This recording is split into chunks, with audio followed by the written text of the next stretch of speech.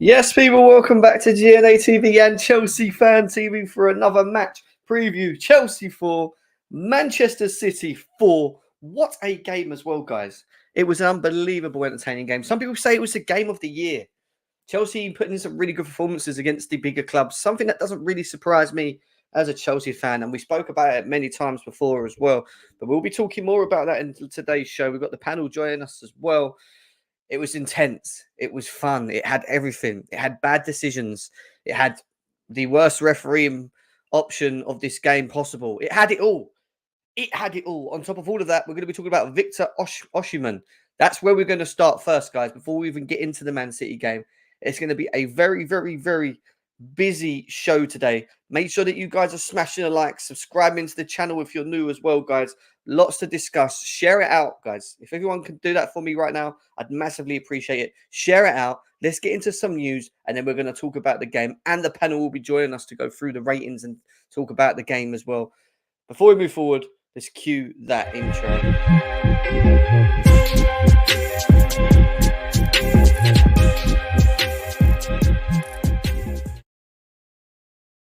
People, welcome back to GNA TV and Chelsea Fan TV for another show for you guys. Give me 2 seconds, actually. I want to try and make my Wi-Fi better if I can. That's the aim. 2 seconds, because I know some of it's been a bit funny as of recent. Yeah, let me disconnect. Oh, cancel that. Sorry, why did I do that? What have I done here? Cancel! How you all doing, guys? I hope you're all good, man. Nearly over 70 of you guys here already. If you can, guys, keep smashing the likes. We've got a big show today. International duty as well for the next 2 weeks, which sucks. I know. We don't want to see it. We don't want to see it. But, come on, man. What are you doing? Oh, wait a second. There we go. That's it. Sorry, guys. I've got a bit of a pause here. I'm just trying to do something. But with lots to talk about, because we have got Victor Osimhen to talk about before we go into the game. How are you all doing, guys? How do you feel about that performance that you saw as well? We're going to talk about that in a bit as well. Let's go through the chat quickly. Say hello to everyone. Yes, RD, how you doing? Nice to see you, Leo. With Overkill is really good. Yep, we're going to talk about that in a second. Let me get this fan on. It's hot as well. Jesus, I feel hot. Adele, how are you, mate? Nice to see you. Steve, best game of the season is what Alex says, guys. KA, how are you? M3 in the building. How you doing, brother? What a roller coaster of game it was. It was mad. It was mental. Yes, Dexter, how you doing? Yes, Joseph. DJ Savjay in the house. Finally made it to your show after a long time in the match. Yesterday, superb. The cheering at the bridge yesterday, man, was electric. I did have a ticket, but I couldn't make it because I ended up having a bit of a crazy one before, but I'm a little bit disappointed that I weren't there. I was screaming at the TV, waiting for Nkunku in the attack. Well, the one thing we know about Christopher Nkunku, guys, is that he will be returning after the international break, and he's made it very clear that he wants to be ready for this. Going into Newcastle, Brighton, Man United on the back of 2 draws and a win against the top 3 with City or 4, City, Arsenal, Spurs. I don't think it's too bad. I do think we could have easily got 9 out of 9 points. We were better than Spurs. Well, we beat Spurs. We should have beaten Spurs based on how things went. The Arsenal game, we should have won. That should have been 6 points. I don't know how we threw that away. And the Man City game, well, if you take away some of the decisions given by the ball fraud himself, you know, we might have had a good chance. Or if we would have taken the chances that we did create for ourselves at the end of the game as well, which we're going to talk about more as well. International break was 1 month ago, at least. It's last international break. Oh, mate, honestly, I've had enough. Yes, Jose, how are you? Guys, let's get into the topic around Victor Osimhen. Let me refresh this as well. I'll do that in a second. So he's had an interview today with John Obi Mikel, which, as we all know, he is one of Chelsea's great players. I wouldn't say legends, but for me, one of the greats, hands down, at our club for what a job he did at the club and how he done it. I don't think there's many players like him in the game today. He goes on about leaving Napoli, but when the offer came from Saudi, it was a huge one, big one. It was difficult to reject. I decided to stay. Actually, he decided to stay, and then he goes on to say it was a crazy bid. He was literally wowed by it. And then John Obi Mikel gets into more detail about his next move in the summer. We all know that he's planning to leave Napoli in the summer as well. So Mr. Agent John Obi Mikel says, next season, I know you're going to come to Chelsea, man. I'm telling you, I'm going to be the agent to broker that deal. I'm going to make sure that happens. We are crying out for someone like you since Drogba left the club. How do we feel about that, guys? And obviously, I've not seen his response to that. And it should have had his response to that. I don't know if there is a response. Let's have a quick look.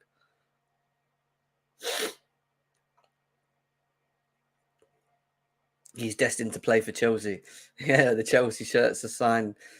It seems like it's starting to brew up a little bit.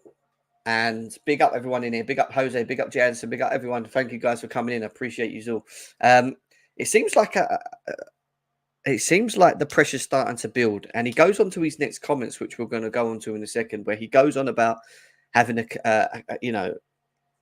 two clubs that he likes, Chelsea and Man United. Many Chelsea fans, friends are Chelsea fans, and a few are Man United.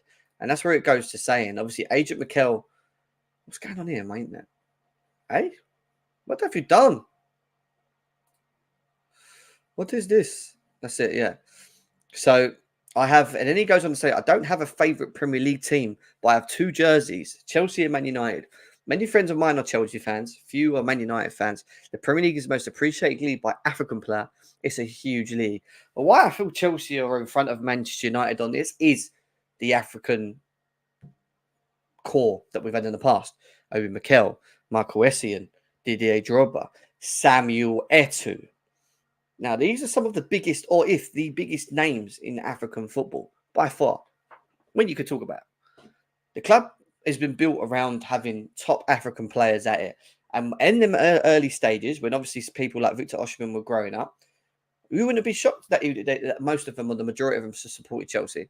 So this is a really good chance for Chelsea to maybe strike a deal in the summer for an actual striker. Is he the perfect striker for us? Is another story. Does he fit what we're trying to do? Would he be effective? Would he score enough goals? Do we create enough? Yes. Would he be very good up front right now? Potentially. I need to look at and watch him a little bit more myself. I.e. on his movements and stuff like that, and how he creates space for himself. But I know a lot of Chelsea fans that have been watching Victor Osimhen think that he's the guy. You know, he's the guy that we need to have. Big up Gem at all. It won't be a straightforward deal. There will be a lot of teams coming for him, but just remember this, guys. The players do have very strong stances or decisions on where they want to go. And obviously, Napoli are not the easiest to deal with, but we've dealt with them in the past. Obviously, we signed Koulibaly, managed to get him across the line. This is another one where I feel we could get it done. We could get it done with the right people around it. And if someone like Obi Mikel, Didier Drogba gets in the ear of this player and pushes it, then maybe we've got even more chance to get a deal done for him. Is there anything else? Just quickly go for a quick refresh. Oh, no. But if we go to, let's quickly go to here for a second because the timeline is booming with it at the moment.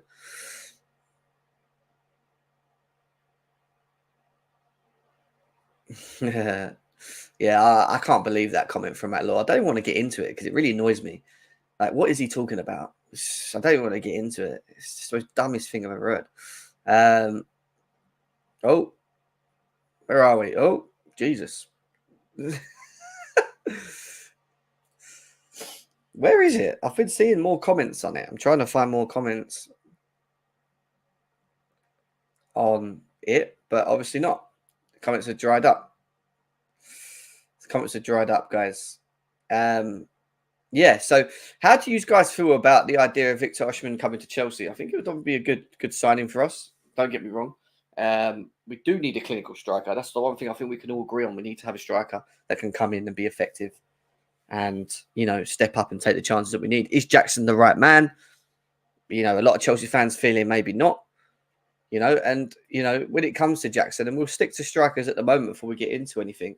Obviously, we've got the game to talk about in a second as well. There was a tweet from Alan Shearer about Jackson. And it goes on to say that Jackson, I agree, I was critical of his lack of movement a few weeks ago. Well, I got a text from Chelsea to say that they didn't think it was over the top and they have been working on they've been working on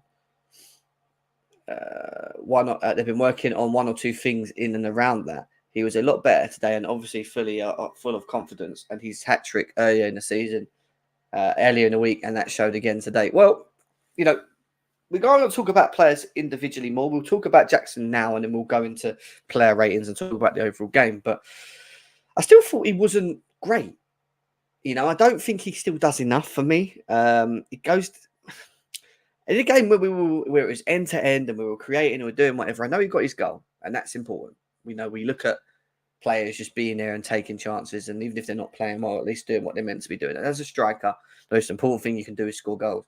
But when you look at his overall game, his movements, his running, and what he could do more, he still doesn't do enough for me off the ball. You know, he's not really great at reading the game. He's not really great at making the correct runs. He made one very good run, which opened up Brower the space, an opportunity. But in all fairness, if Brower wasn't on the pitch, I don't think anyone would have filled that space. And that's my point. I don't think he has the natural instincts of a movement of a striker in the box. I think he still needs to work on that. You know, he also needs to work on his shooting in front of goal. I think we can all admit that as well. But on the back of it, he still has, 7 goals now, is it? Or 6 goals. You know, and all right, a lot of them came against Spurs. But goals bring confidence. Confidence then shines through. And I hope that when Christopher Nkunku comes back into the team, you will see more. You will see more of a better Jackson. And I've said this before: the difference of having Nkunku next to Jackson is very important, because what Nkunku does very well, which kind of hides Jackson's weaknesses. And I know we haven't seen a lot of, but I'm going on what I saw in pre-season and why I now can see why it works out better with him than without him. Is that Nkunku's got this natural way of finding the space and arriving in the positions. And what he does very well with someone like Jackson is he plays very close to the striker. And I've got a feeling when Nkunku comes back, that if he doesn't play up front, he'll play off the left. And if he's playing off the left, he will then operate in more of an inverted forward, which means he will then find himself arriving into the middle, but in the pockets that Jackson won't find himself in. Why that makes Jackson more effective is that when Jackson comes deep, he then doesn't got to worry about being the furthest man forward in the box. And then Nkunku's the kind of guy that will, as a killer, and we know him as a killer, who will, when the balls are wide, operate the spaces in the box. His movement's very good. He'll make space for himself, etc. Jackson, on the other hand, doesn't do that as much. So that kind of takes the pressure away from him as a striker to not be the focal point in the box with his movement. And may work, because if it doesn't find Nkunku and Jackson's at the edge of the box or coming into it and he's just arriving in, it might work out better for him both moving working forward. But I do think that Jackson works better when he has someone around him that can operate the spaces better than him. That's just my opinion of when I watch him. Do you know what I mean? And we'll see. Yes, True Blue, how are we doing? Hope you're well, Jansen. Big up to Jansen, man. Always. Come on, my boy. How are you, man? Nice to see you, bro. Bro? I think we all have love for Mbappe, but it will never happen. Yeah, Mbappe won't happen. Like Memphis Depay. Big up, Sippers. Nice to see you. So, this is why the introduction of Christopher Nkunku is massive. Guys, over 100 people here. Smash the likes. Subscribe if you're new to both channels as well. We massively appreciate it. And Victor Osimhen coming into the light of all this in the summer means, for me, that maybe Jackson has to play second fiddle, but then also brings competition. Now, I like Broha, but it's just, is he going to keep fit? Are we going to be able to keep the Broha that we need throughout this season? Because when we haven't got him, it's a problem. And he came into yesterday's game semi-effective because we got the penalty. So, Jackson has to be a bit wary of the fact that we are looking for a more of a potent striker. But if someone like Osimhen comes through the door for £90 million, let's just say, he's going to play.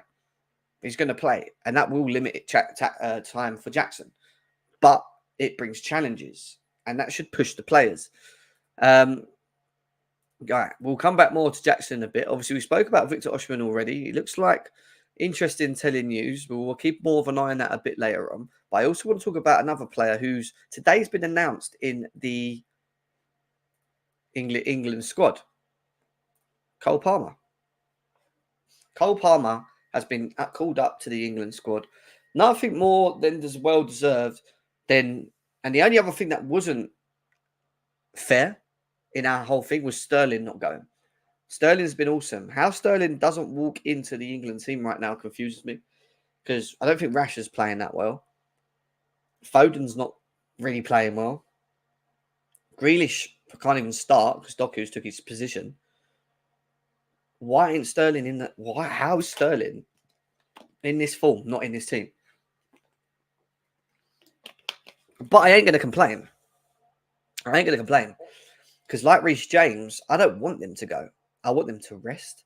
I want them to recharge.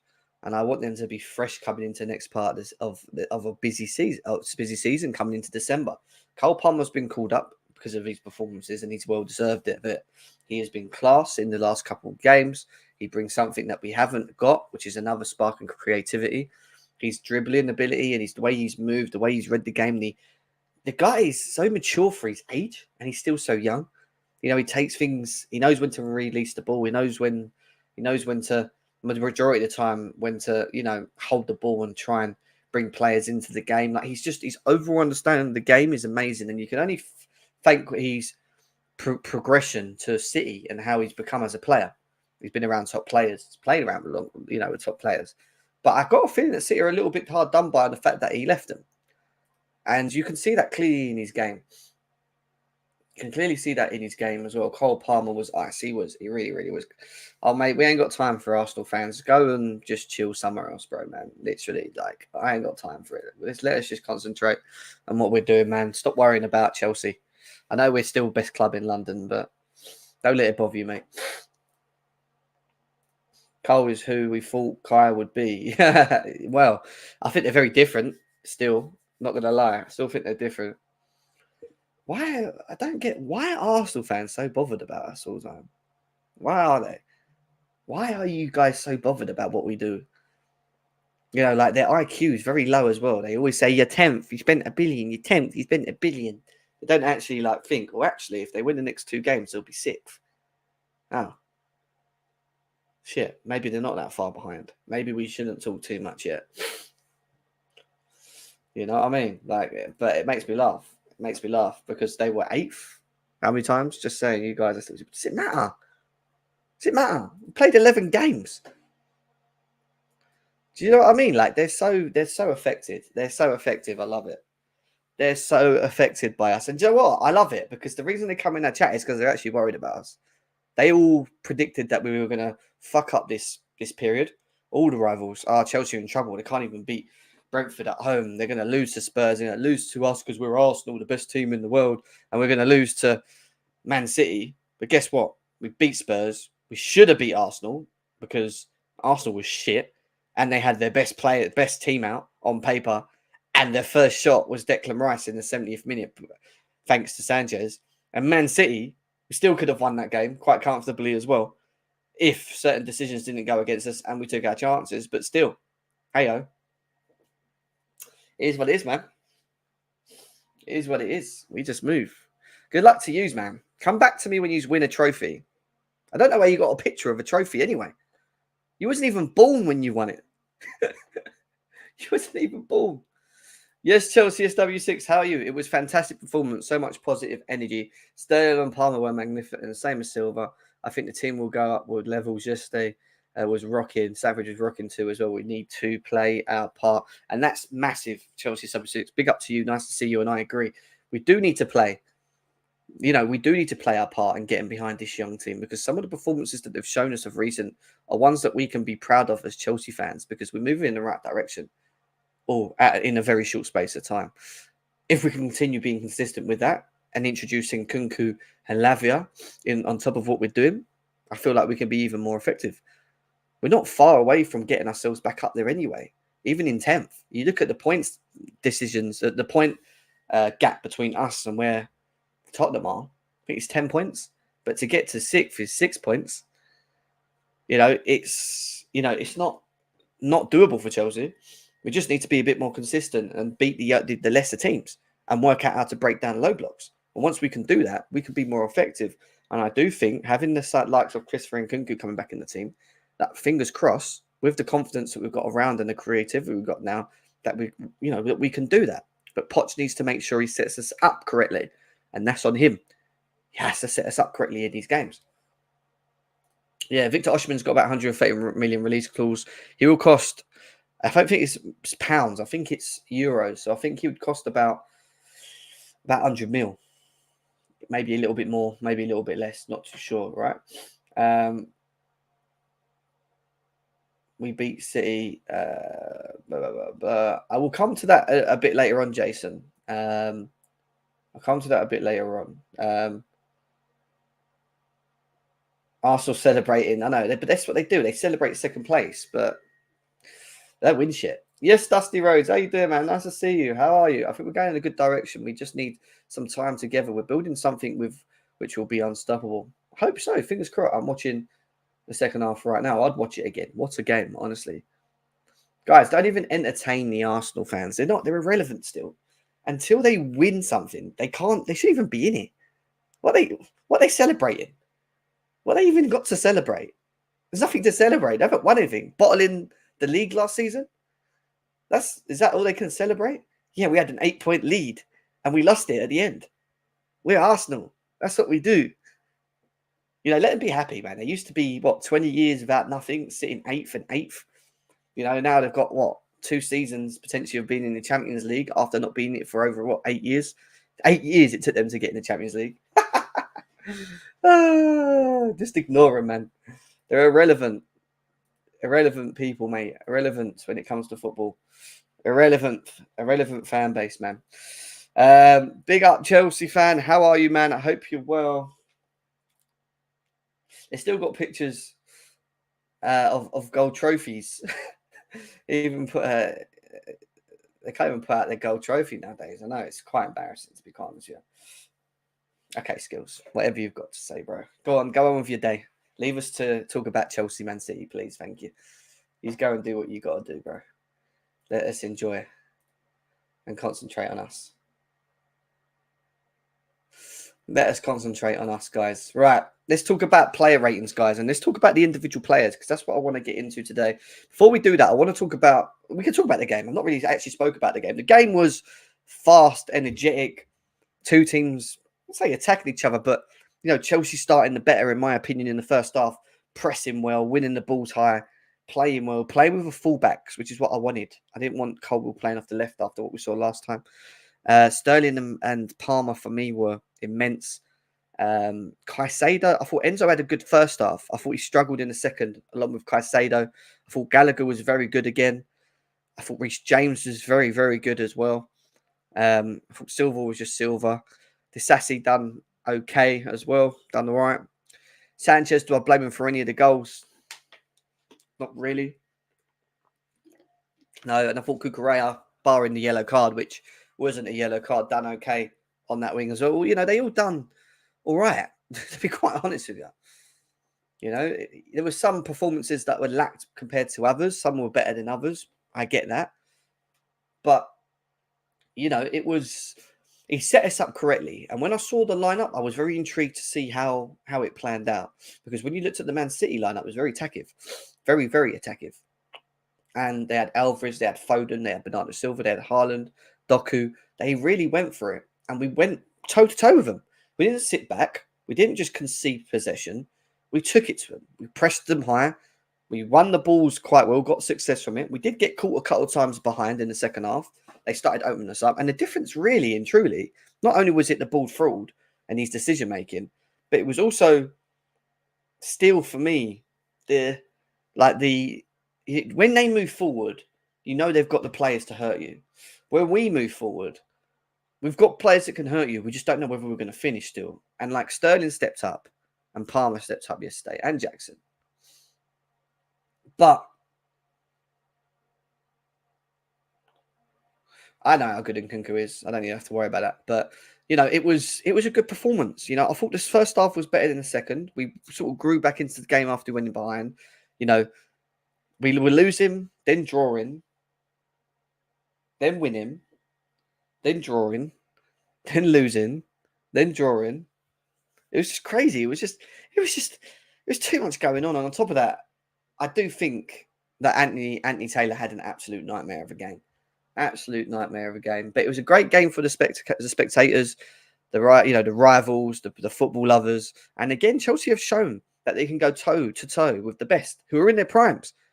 Tottenham, Arsenal, City in their prime, the champions and best team in the world, went toe to toe with them. Arsenal, so think that they're as good as Man City with their best team out, battered them for 70 minutes until they scored in their guy, in later on in the game. Spurs, after that shaky 15, 20 minutes, we woke up, and yes, obviously the decision making of red cards and whatever, which is on them, not us. We ended up, moving forward and kicking on and whatever. So, I am looking forward to this, but he needs to do this. He needs to do this. But does he play Jackson in front? Does he play Jackson, Nkunku, Sterling, Palmer? Potentially, yes. Let me just check something quickly, guys. But it was a good game.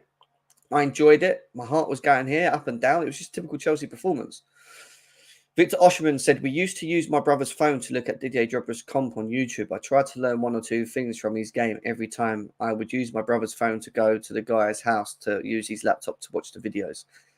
He looked up to Didier Drogba, Victor Osimhen, guys. Let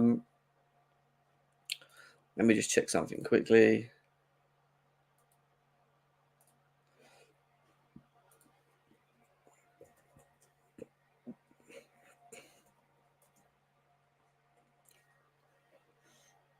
Yeah, so, it was good. And we'll go through the ratings now. We'll start with Sanchez. I don't blame him for any of the goals. I thought he was very good with the ball at his feet. I just think he's unpredictable. We saw what he did at Arsenal. In this game, he was fine. He knocked some balls out here and there, but, they didn't really press us too much, City. They kind of sat back when we had the ball in defence. They wasn't really pressing the goalie too much, like a bit like what Arsenal did, for example, or Spurs. But I thought we'd done all right. So I would give him probably, on the basis that we drew, maybe a 6 or a 7. But I don't really have much to say about Sanchez, to be quite honest with you. I just think we know what we got when it comes to Sanchez. I don't think, for as much as we got him for, I don't know what we could really expect, really and truly. But he's doing all right, even though he's had some bad games in between. And he's kind of given us a mixed bag of performances at the moment. Cucurella. Now, this guy got a lot of stick last season, and rightly so, because he wasn't good enough, and he's understanding of what he's doing. But under Poch, he seems to be a completely different player. He's winning tackles. He's standing up better. He's not flying into challenges as much anymore. Not reading the game. He's taking steps back. He's making the right decisions. He's making very good progressive passes. He's moving up the pitch very well. And he had a good game yesterday, barring the Haaland penalty, which I still don't think was a penalty. I don't care what anyone says. It's not a penalty. It's not a penalty because Haaland's holding onto his shirt before he even pulls away from Cucurella and continues to hold on to him, which dragged Cucurella into Haaland for then Cucurella having to hold on to him because he's being dragged by Haaland. So I don't really get how that was a penalty. I thought Cucurella was a 7 yesterday, in my opinion.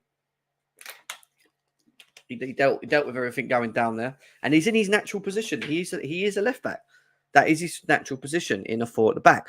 And I want to see Chelsea moving forward in games to playing that. I don't want to see 3 at the backs anymore.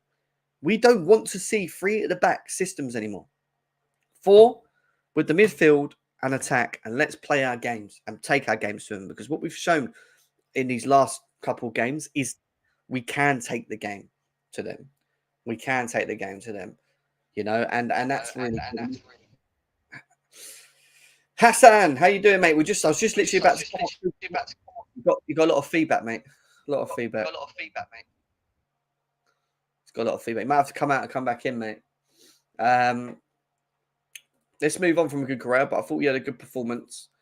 Overall good performance. And we go on to, Thiago Silva. Oh, where is he? Not Trevor. Trevor hasn't played. Oh, Thiago Silva. What a header. No, we don't want it. We don't want that as well. Good to see you. Hope you're well, mate. Good to see you.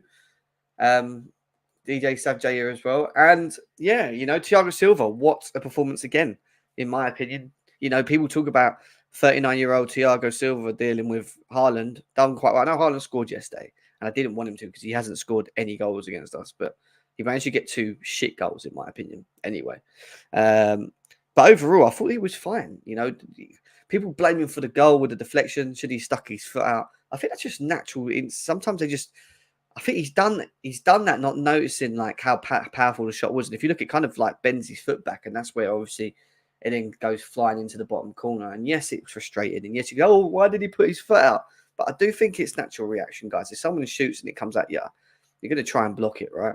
Just unlucky that he's blocked it and it's gone into the other way hand of the corner. And it looked like then that Rodri had got the winner, the way they celebrated right in the corner. And I just felt so hard done by, because I was like, we don't deserve this. We don't deserve this. We've been better than them. We should at least be drawing with them. Don't lose. Just don't lose. And we took it to him.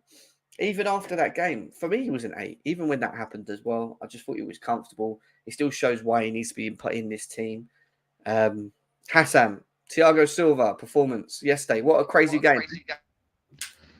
Crazy game, Jim. And I hope there's no feedback coming through. But it's just like what you said, man. I just thought that as soon as that Rodri goal went in, I was like, oh my God, we can't lose now after all that.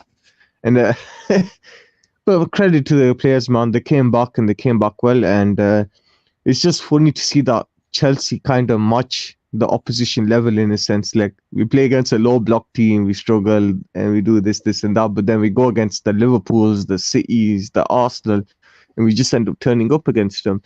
And yeah, I mean, that game could have gone either way. I think looking back on it and thinking objectively, a draw was the best result out of this. And I didn't really expect much at the start, but what a performance by the players, the midfielders, and our defender Thiago Silva as well. I think he had a quite solid game. And what you said before earlier, I know a defender's natural reaction or instinctive reaction is to put their foot in, or to put their body on the line. And it is what it is when it comes to them sort of deflections and them sort of goals. But yeah, it's just a crazy game. And it's just weird, man, that we have had like 2 back-to-back sort of like all-time classics, you would say. And it's a great confidence boost for the lads going into the next couple of games, because let's be honest, we thought that we weren't going to get anything out of City, and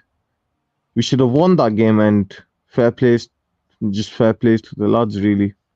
What's your thoughts on Disasi yesterday? Because again, he's another one that everyone's a bit, not sure on. But what was your thoughts? Disasi, I'm not too sure with him myself, but I don't know. There's a lot of mixed opinions about him, and I'm thinking I'm willing to give him a little bit more time. And he was all right. He wasn't too great for me, and he wasn't too bad. But I don't really know what to say much about him. But it's a bit of a weird one with Disasi. Like, what's your thoughts on him, Jamie? Are you sort of like in between, or are you? Disasi, I'm just like, I'm just very, like, I thought he had a solid game yesterday. I thought he played very well. It was a good performance by him as well. I'm still not sure. And again, maybe I just need a bit more time. I think he's been better from what we've seen of him. I think he's been better than he has been bad. I think there's still weaknesses to his game, which I think we're not seeing because of how we're playing. But I think from what he's doing at the moment with Thiago Silva, I think he's fine. He had a decent game, and I think we just need to just go on what we see moving forward. Is he worth the money that we bought him for him yet? We'll see. I still think there's more time to be seen. It's early doors, but for someone that's just come into the Premier League from the from the French league in their first season, I always tend to give players at least a season. But he's definitely started very well. And I think we just need to just see how he goes on for the rest of the season. And I was going to say, he likes to, of course, just to add on to that, he likes to play them sort of long balls in a sense, and he just either misplaces the pass and stuff like that. But I just feel like he's trying to adjust the league and the intensity of the league. And at Chelsea, let's be honest, you're not really going to get that sort of time and that sort of time to adjust. He's got a lot of like pressure and demand upon him. And yeah, I mean, once the whole squad is back and once Body Shield starts to come in, hopefully he takes the place and releases that bit of pressure on Disasi. Because right now, like, especially with the fan base, there is a lot of mixed controversy around him, whether he's actually even good enough to be in the squad. Yeah, 100%. And then there's Reece James, who had a very tricky game up against Doku. Just dealt with him very well, strong, quick, got up at the other end of the pitch, played balls quickly in, created the goal for Sterling. You know, he's just, when he's fit and he's playing and he's ready and he's injury free, his quality is just, he just raises the level of this team for me. Like when he's on it and he's playing in the Reece James that we know off that wing, I don't think most people can deal with that. You know, and it's just about keeping him fit. And we've got great options now with Gusto on the bench as well. Like, but when Reece James is fit, he plays. And Doku's not an easy player to play against. He's played very well this season. He's contributed to a lot for Man City so far. You'd speak to them and they'd say that he's, you know, they would think that he'd have a good go at James. But I thought James managed him very well. I thought he was strong. I thought we you could say pocketed him very well, limited him to hardly anything in many ways. And yeah, it's just, you know, we're managing him and I like that. We're not leaving him on for 90 minutes. We play him for 60, 70. We take him off. We throw Gusto on. We just make sure that we keep protecting him. And that's important. Protect the players that keep coming back from injury. If we can just, and I pray to the Lord, that we can just have one period or half a season where no one gets injured and everyone's fit. I want to see it. Because that's when we can start judging Poch properly.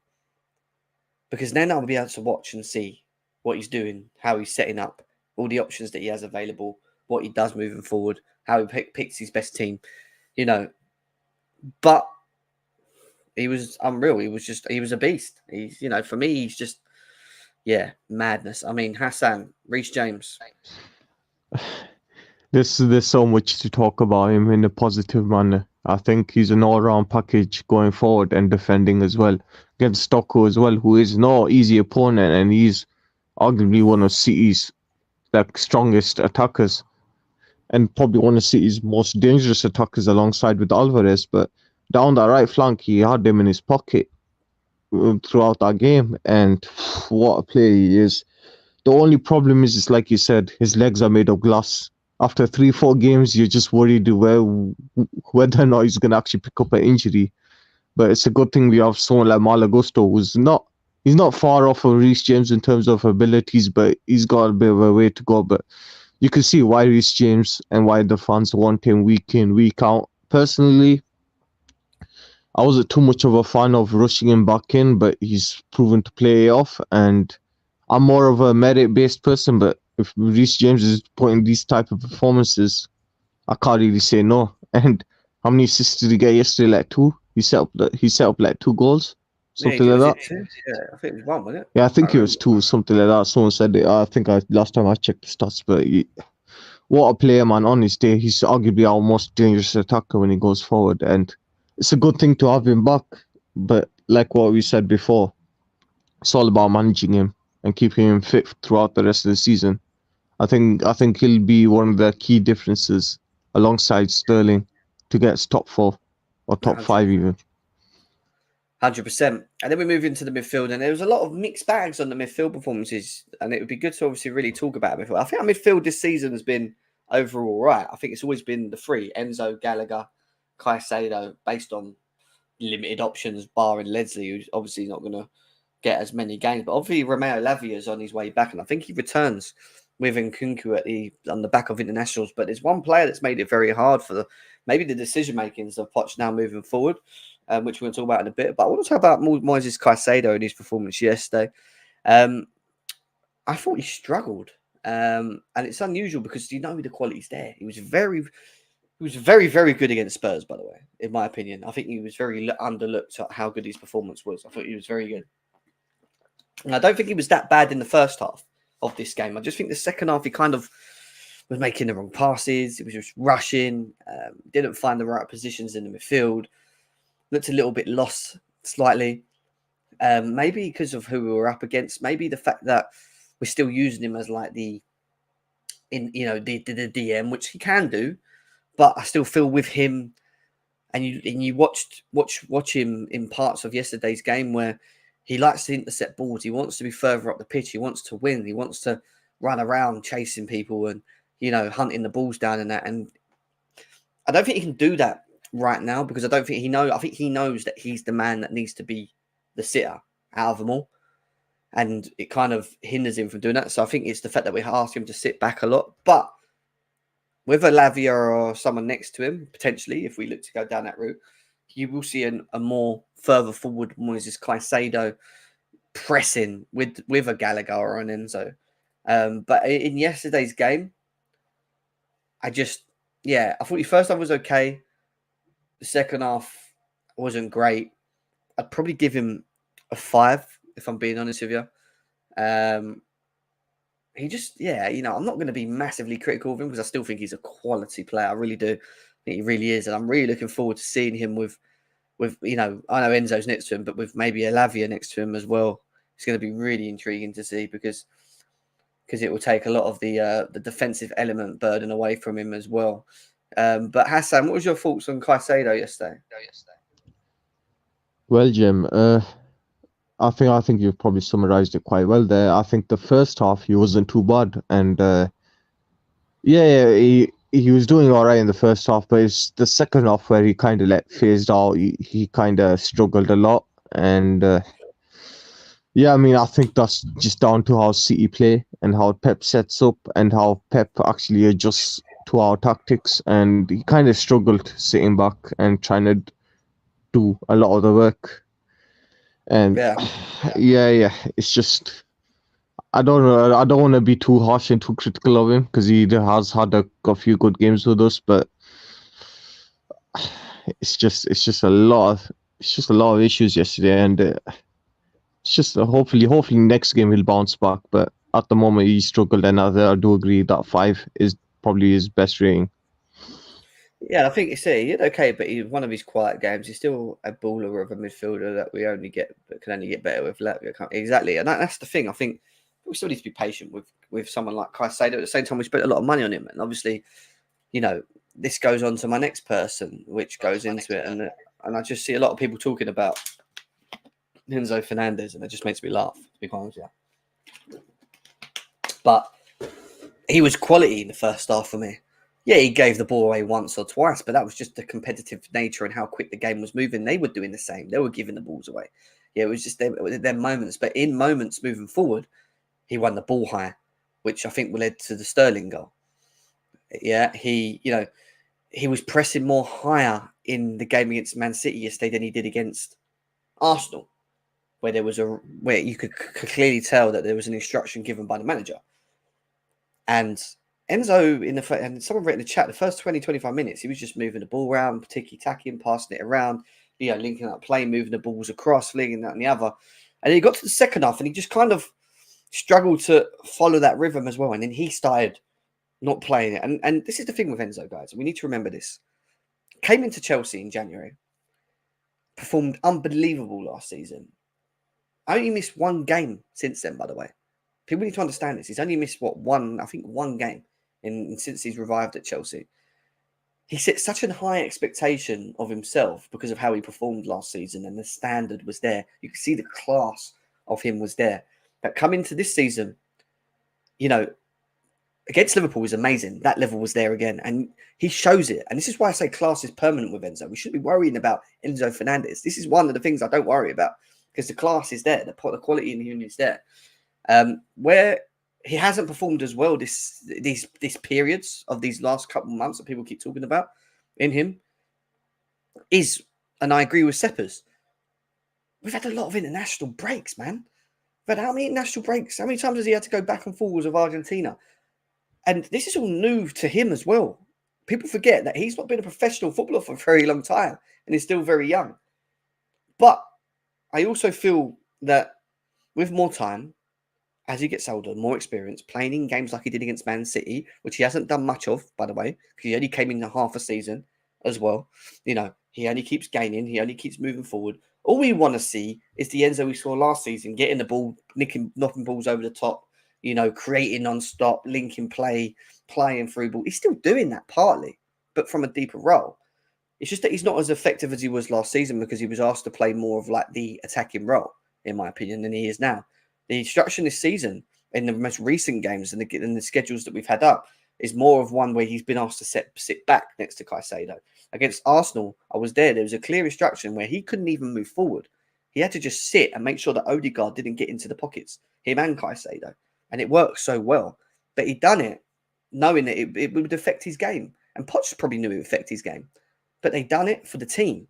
And this is the thing. It's the teams that we've come up against as well, where the instructions, I think, have been maybe where he can't be as ill-affected as he usually can be in these games.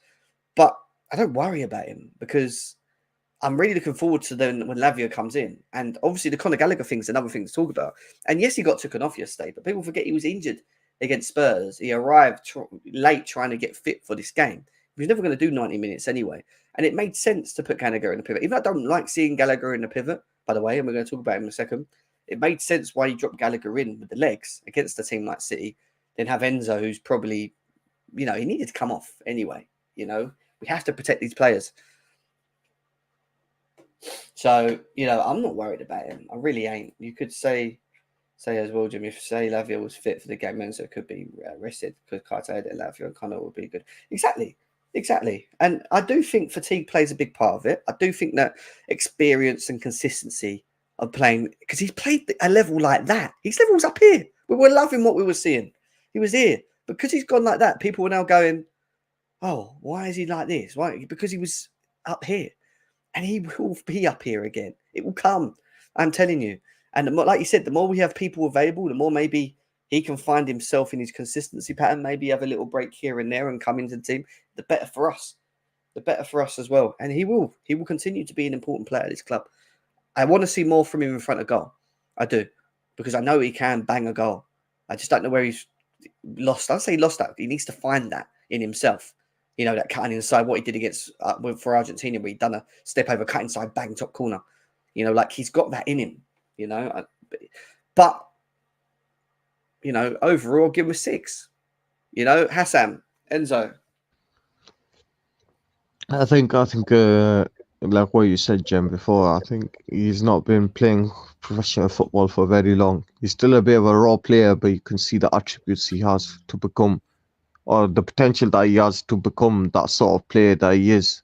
The player that can find the striker with the ball to his feet, picking it over the top. And when he first came in with how long ago was it? Less than 24 hours. You had to rush into essentially go in and perform. And he performed on his debut with the Man of the Match performance. And yeah, it's just a lot. I think he's had a lot of things to do and a lot of positions that he has played that he's not familiar to. Like, you had to play as a 6 once or as a 10, and them sort of positions are not his favorite position. And the problem is go on, sorry, Jim. No, I want to see a Lavia sitting with a Caicedo and an Enzo in the 8s. That's what I want to see. Yeah, I think that's what we all want to see, so we can actually judge him properly. And yeah, I mean, I get what the other side of the fan base is, the criticism is. I think with their sort of logic and how they see as this, with price comes with expectations. But the problem was that Enzo, as much as people want to criticize Enzo, there's a lot of times where he actually has pinged over the ball over the top and the striker completely missed it, or it's been robbed. The chance went begging. And yeah, I mean, I think with Enzo, I think time will come. I think he'll develop as long as he's under Poch, and Poch is one of them development type of managers, or development type of coaches, I should say. He will excel, and hopefully he will be the player that we've paid for and the potential that we saw. But the game like yesterday, he wasn't the Enzo that we know, but he wasn't too bad. So I think 6 was a perfect rating for him. And I think one player that's made it very hard for all of them is a player that we all said we should sell at the beginning of the season. And by God, has his transformation from where he was there to now changed under a manager like Poch. You've got to give it to him. He's performing very well. And it's Conor Gallagher. It's the understanding of the movements with the ball, where to find himself in position, the hunting down, which he naturally has anyway, and winning the balls from deep. and then helping us move up the pitch. He's now even releasing the balls better. Before, it used to annoy me is he used to pick the ball up and take too long and then just do something stupid. Now he gets the ball, he looks up, he plays the balls, and he plays the balls quickly forward. Or, he spreads the ball left, he spreads the ball right, and he's got the capacity of being able to do long range, a bit like Enzo, which I didn't realise he could do. He's playing balls left and right comfortably. He's playing the balls through the middle. He presses high. He's made it really hard because in theory, he should be a bench player, in my opinion. But Poch loves him. Poch loves everything he brings. And that's the real thing right now. And I don't moan about it because I want this. I want a very good Conor Gallagher because then now the Enzos and the Caicedos and when Lavia comes back in, they all have to perform to their level because now this boy is performing to a level, a level that we never thought he could perform to. And he's being consistent, which is the other thing. My only issue with Conor Gallagher still isn't these games. For these games, Gallagher's perfect. Arsenal, Spurs, City. Perfect. Do we need Gallagher when we're playing against low blocks? That's the question. Do you want Gallagher as your furthest player forward in the 10? Probably not still, in my opinion. He works hard off the ball and wins the balls. But when you've got the ball and you're dominating possession and you're trying to break teams down, I'm not too sure he's the player I want in that pocket. I'd probably go over Cole Palmer and I'd probably take him off the pitch completely and have Enzo behind Palmer with Caicedo.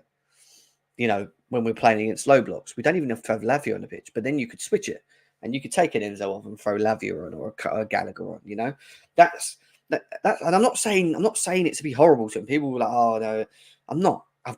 He's proved me wrong with his performances. Well done. Been very good. And he's been consistent. However, I'm still not sure if he's the right type of player attribute wise to have against low block teams. But yesterday in them games, look at him, he's everywhere. He's important massively. Does all of the hard work we need. And he's good with the ball.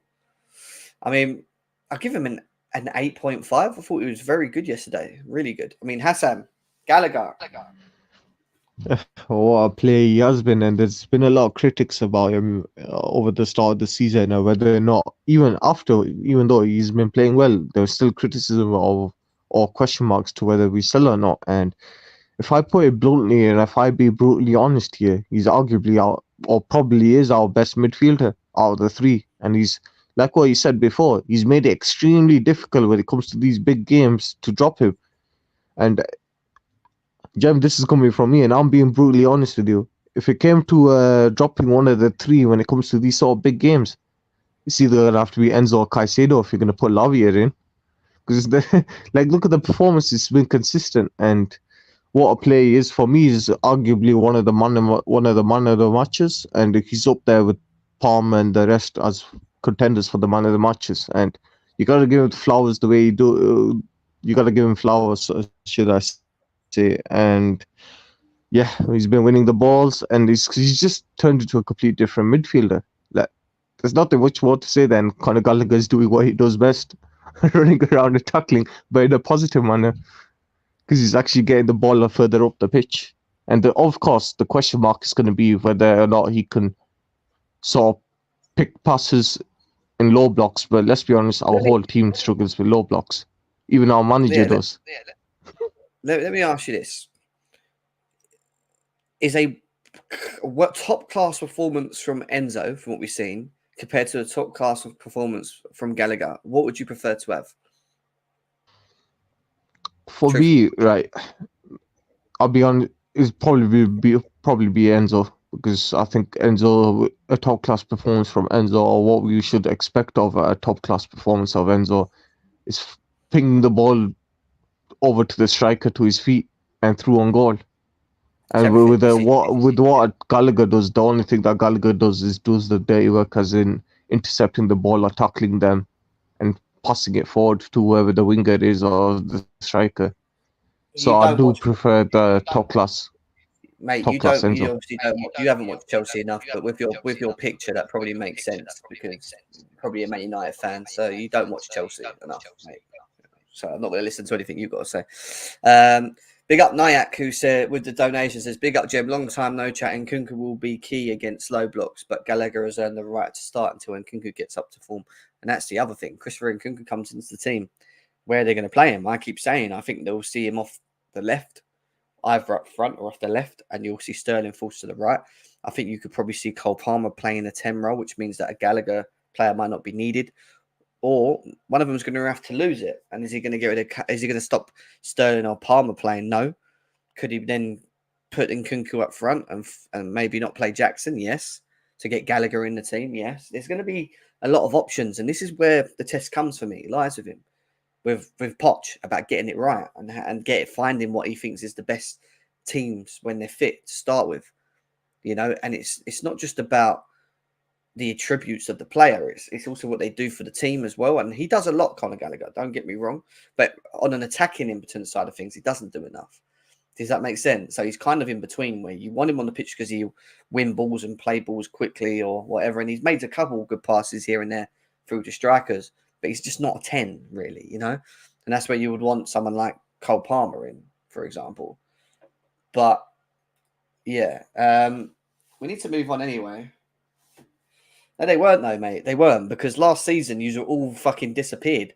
Didn't have nothing to say about it because you were like, shit, this guy's the real deal. I had Arsenal fans saying to me, Enzo Fernandez is a baller.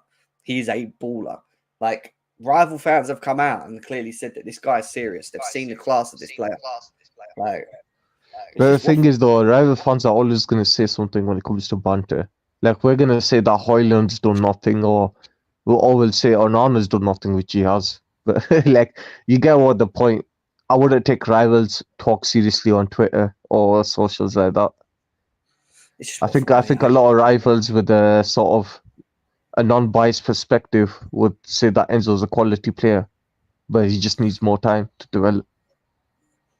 Cole Palmer, another great performance from him again. One player that we got to say, where a lot of people were a bit unsure on the sign of him. I was as well. I was like, why are we signing this guy? But this guy has been unbelievable since he's been at this football club, scoring goals, all right, penalties, but people don't realise the composure of how he takes the penalties, the placing, the not getting distracted, the decision-making on the balls, when to release, the passing through, the creative mindset that he has to play in Reece James on an awkward pass that made it hard for Josh Gavardiol, which then led to us scoring the goal.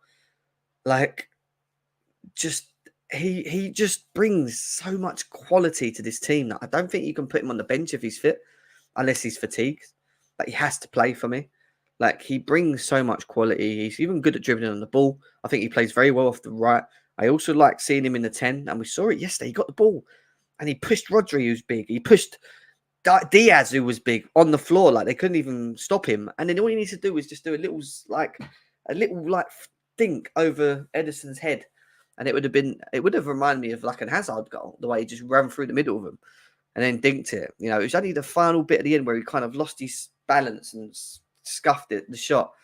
But it's quality, mate. He really is quality. And to play like he did against Man City yesterday and has done in the games, the guy's quality. Creates. He does everything we want. This is what we've wanted, guys. For how long? We had to watch Mount, Havertz, Pulisic, fucking Ziyech. Now we're watching someone that's performing at the levels that are, that they should be for this badge, because this is what we are. And all rival fans thought we'd disappear. We're not disappearing, mate. I'm telling you, we're not. We're not disappearing.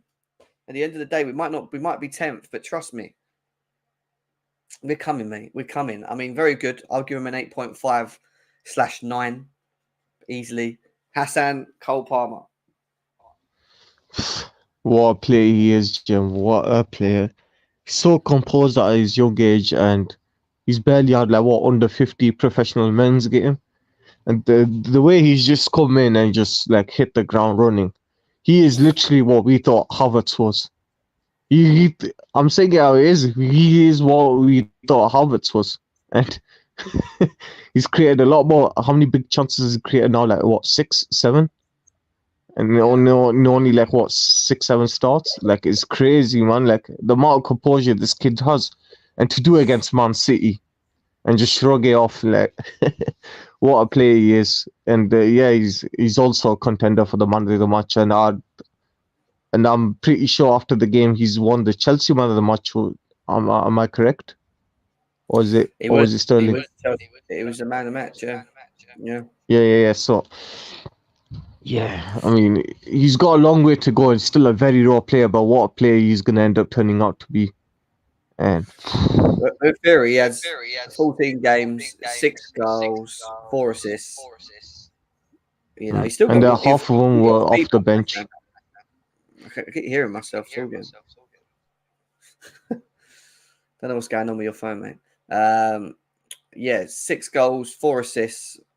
You know, right, one of them was for Man City, 2 of them were for Man City. But look, you know, 4 goals, 2 assists, 2 in the EFL Cup, 2 in the EFL Cup. The guy's on form.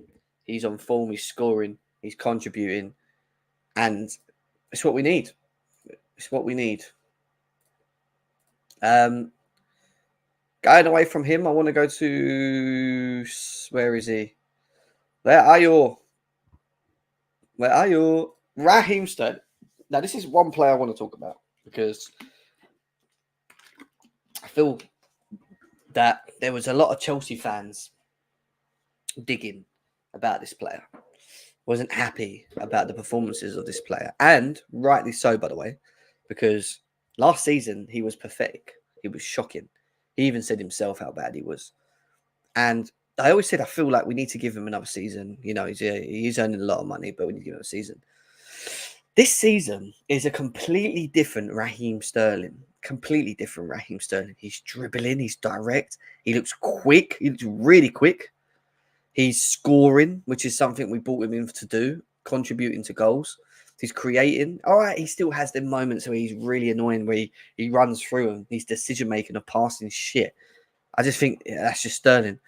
But everything else in his game has been unbelievable. Running in behind. He made Kyle Walker look shocking yesterday.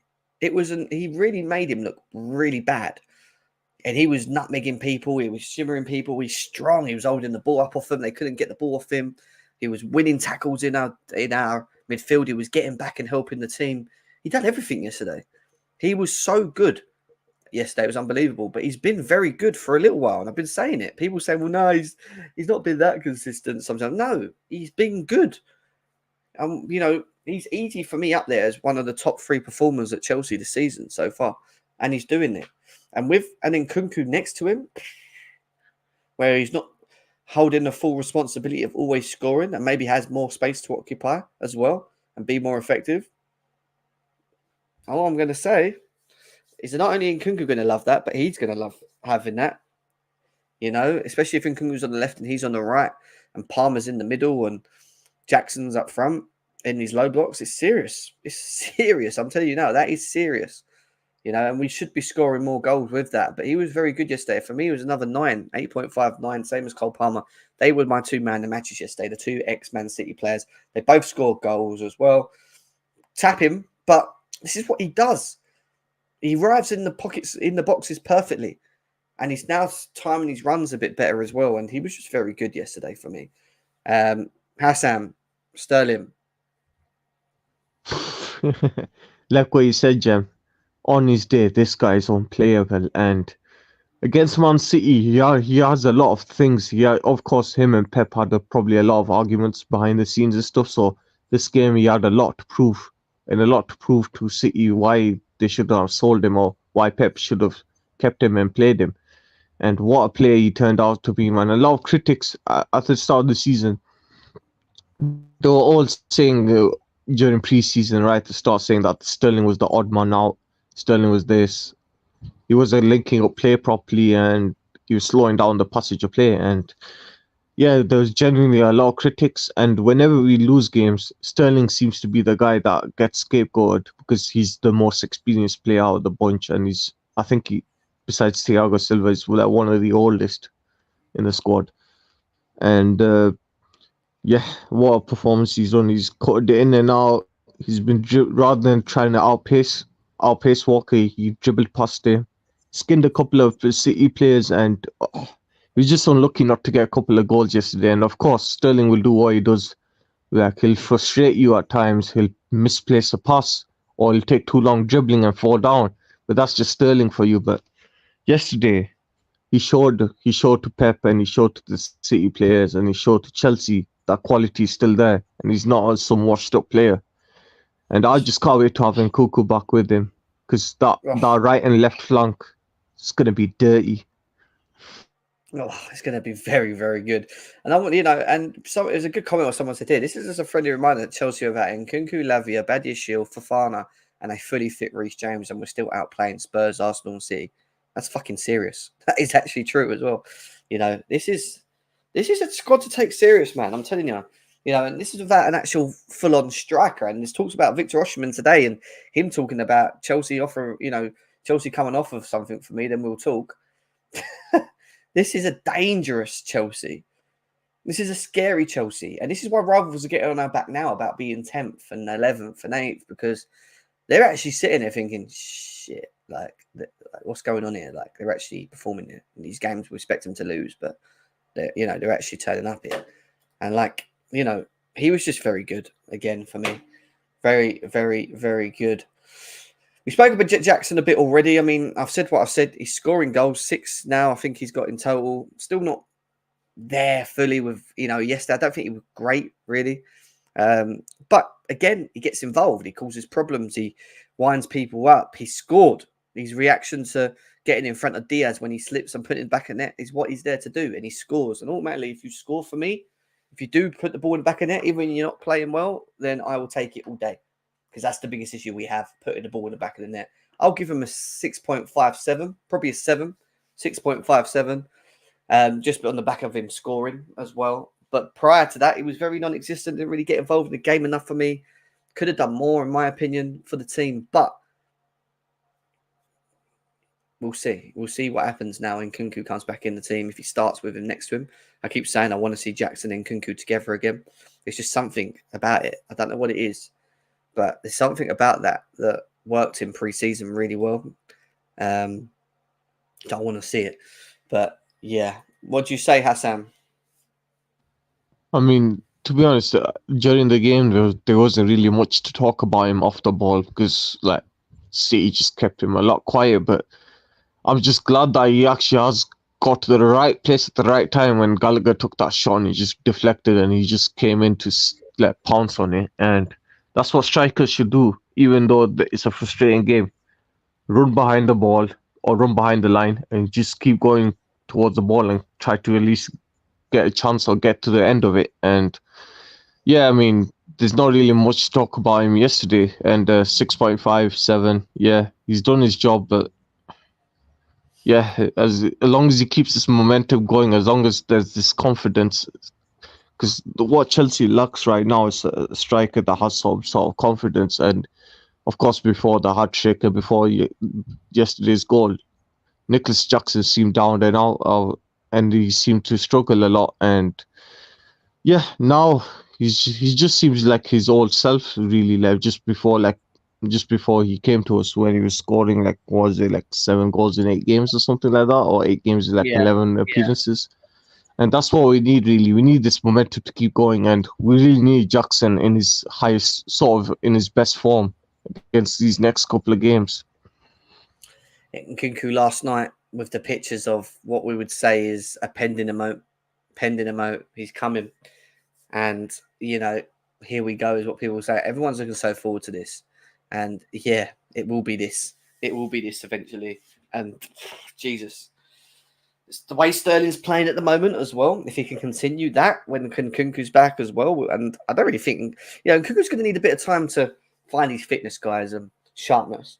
We all know that. But when it comes to the killer instinct, he doesn't need sharpness. He knows where the goal is. He knows where to find himself in positions. It's just about maybe his match sharpness, and how many minutes he's going to get. But these two on the pitch, together with a Cole Palmer as well, creating. Jesus. He's coming in at the right time as well, December, the busiest period. He's going to get sharpness very quickly. We need to get him fit quickly, and we need him to play quickly. And we're going to look at the fixtures in a second. But I am so looking forward to this. I really am. We need this. This is what we need, and he needs to. I've not spoke about Poch much yet, but he needs to himself. You know, look at him celebrating. He needs to himself really make sure that not only does he watch the fitnesses and protects the players, which I think he's trying to do well with Reece James at the moment. We've been watching it the last couple of games, but he also needs to find the right balance for the opposition that we're up against. If it's an opposition we're up against where we're playing a low block, I think he has to take it in my opinion, and think, I don't need 3 midfielders. I need 2 with Palmer if he's fit in the 10, and then Nkunku, Sterling, and Jackson. That's what I would do in the low block games, because you need to score, you need to create, and I'd play Enzo Caicedo or Lavia and Caicedo, or Enzo and Lavia, whatever. You have the options, or Gallagher and Enzo if you want to do it one game. I don't mind, whatever. But you know, he has to get it right, and this is where the question marks will start coming from him now. He's getting the squad. He's gonna. I don't want him to be too fixated because we played. And I know he said something about not disrupting the pattern, the flow of what we're doing. But he also needs to judge the opposition, because you're playing against teams that are open, teams that are going to give you that space, teams where you maybe a Gallagher's important because you know you want him to press high and win the balls back quickly or whatever. But we'll see. We'll see what happens with the judgments of Poch once he has a fit squad. But Nkunku is on his way, guys. That's all I've got to say. Nkunku is on his way, and I'm looking forward to it. I can't wait. And we've got a nice little international break. Reece James has told Southgate to piss off, which I would love. Sterling's not been taken, which again I love because they both get to rest. This is perfect. And Nkunku's not going, and he's resting. Most of our players, barring Cole Palmer, who just got called up, who might not even play that much, are hopefully going to be rested and ready for what's going to be a very busy fixture list. And we're going to have a look at the Chelsea fixture list now, because we are sitting in 10th. And we'll have a look at the table in a second. We are sitting in 10th. Look at it. By the way, we scored 4 goals against Spurs and 4 goals against City. Going into this next part, obviously we've got 2 more games, or 1 more game left in November to complete, which is Newcastle. Now that is not going to be an easy game, and that's going to be a game where I think it's going to be slightly different, maybe to a degree. I hope they come out and just play how they have done Newcastle, because I think that's where we'll be even more effective, letting them come at us and us playing the pockets of spaces and tackle them behind. I got a feeling they're going to play a 4-5-1 and just sit back and play on the counter. And it's not going to be an easy game. That definitely not going to be an easy game, but one worth watching. I don't know why it's on a Saturday at 3:00. What an awful time to put that game on. That should be like a 4:00 kickoff. The fuck's that about?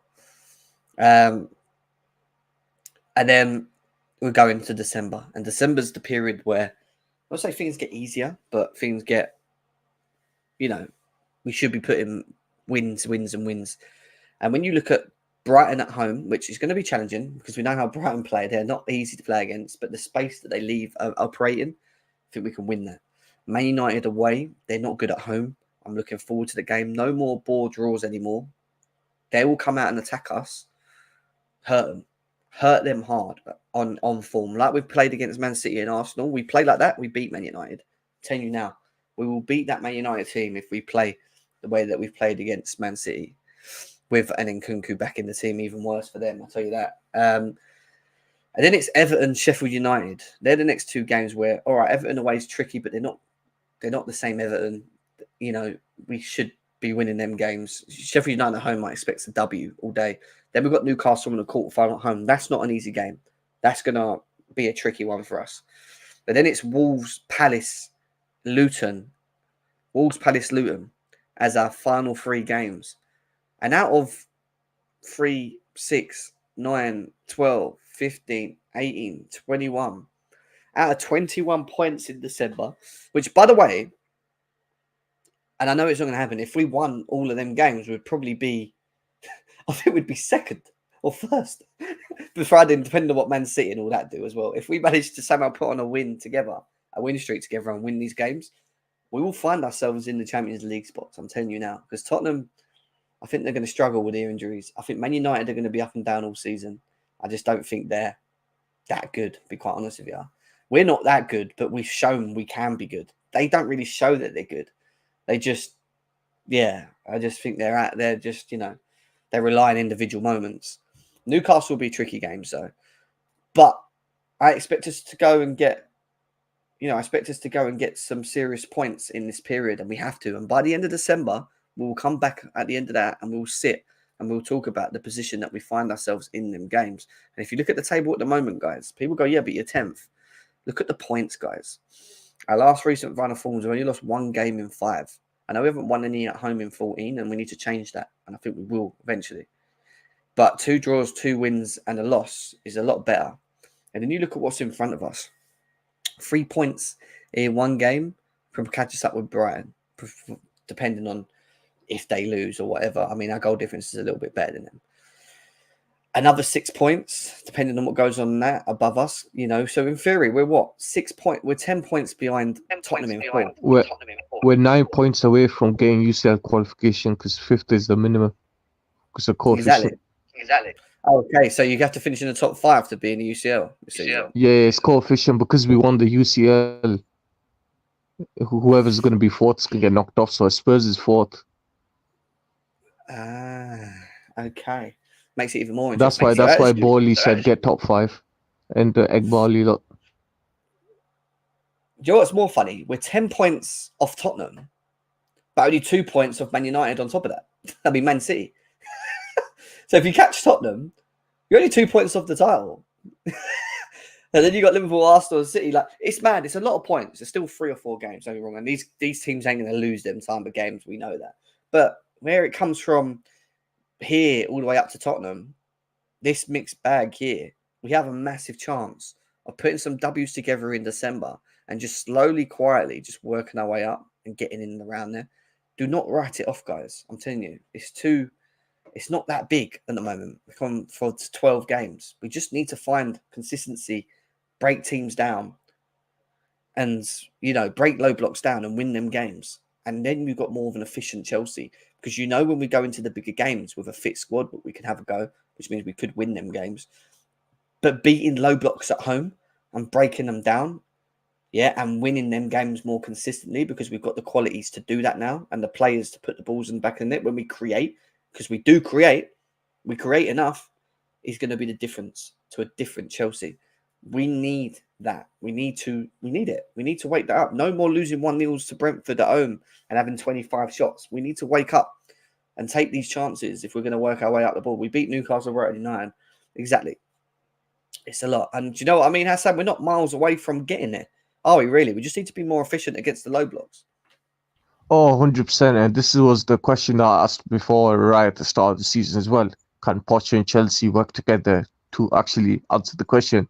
Can they break down low blocks? Because if you can break down low blocks, that's like 12 teams, 13 teams altogether. And that's like 50, 60 points right there. And the other 20, 30 is coming from the big 6 plus Newcastle.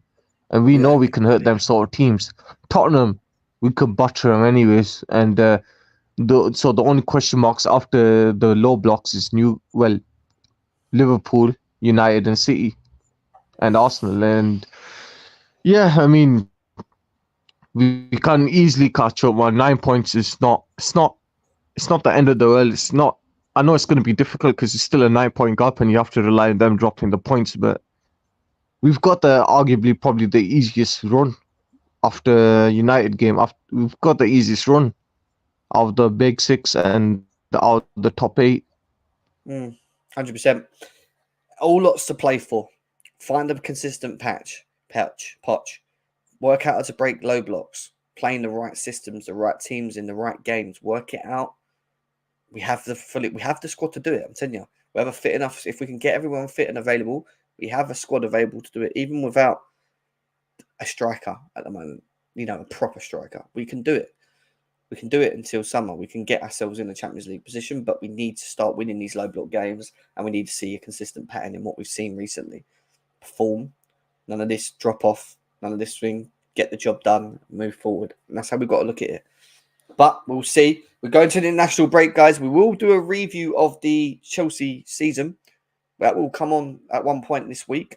Not this week. This week. Maybe at the end of the week, Thursday, Friday. I'm thinking of doing a season review show, talking about the games we've played up to this point, where we find ourselves. We're going to get a panel and we're going to go through it all. Make sure you're there for that. That'll be a big show. We're talking about individual players' performances up to this point as well. Lots to get into. I want to thank Hassan for being here as well. Big up to Hassan as well. Bit of a quiet one today. Unfortunately, I thought we'd have most of the panel in, but not today. We will be back. We'll be back, guys. We'll be back very soon, later in the week, for the season review to entertain you guys before Chelsea and Newcastle next week. And then we'll do a Chelsea and Newcastle talk as well. I did see the Kovacic celebrating, which was quite interesting as well. The fan fist pump. But yeah, big up to you guys. Big love. Take care of yourselves. See you in a bit. Peace, guys. Take care.